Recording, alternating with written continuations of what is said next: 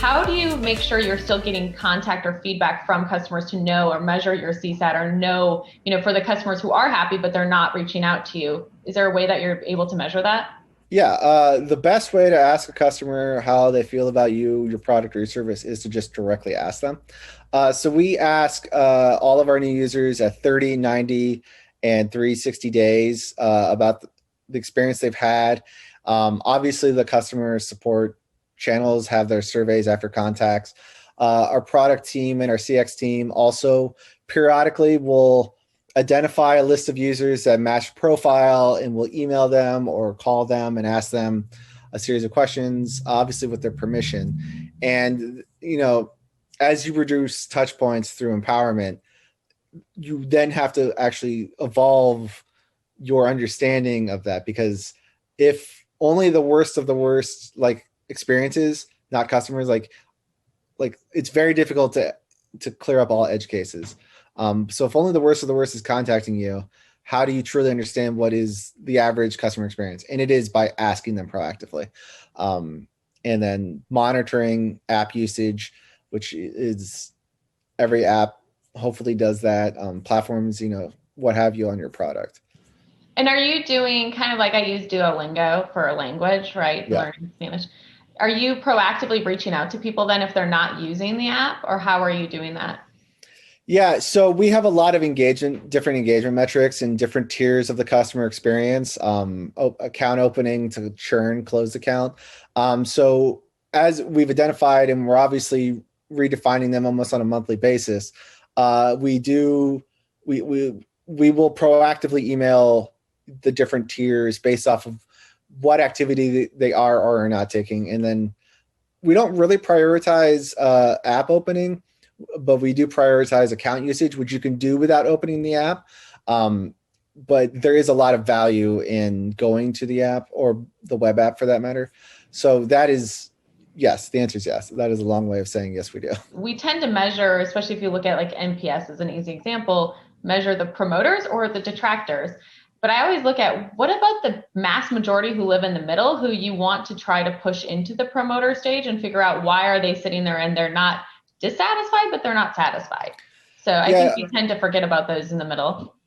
yeah. There's been a lot of discourse around NPS and the value of it, and specifically what you just said.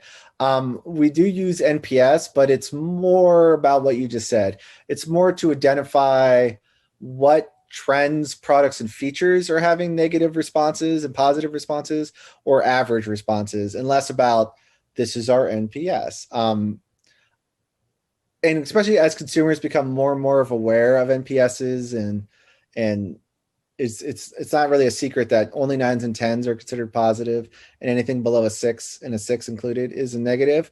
So you do see, just like with everything in life, it's a 1-star or 5-star. Very rarely is there in between, but there are a lot of in-betweeners, and identifying them. And so hopefully companies, Novo included, evolve with the ever-changing market on understanding that.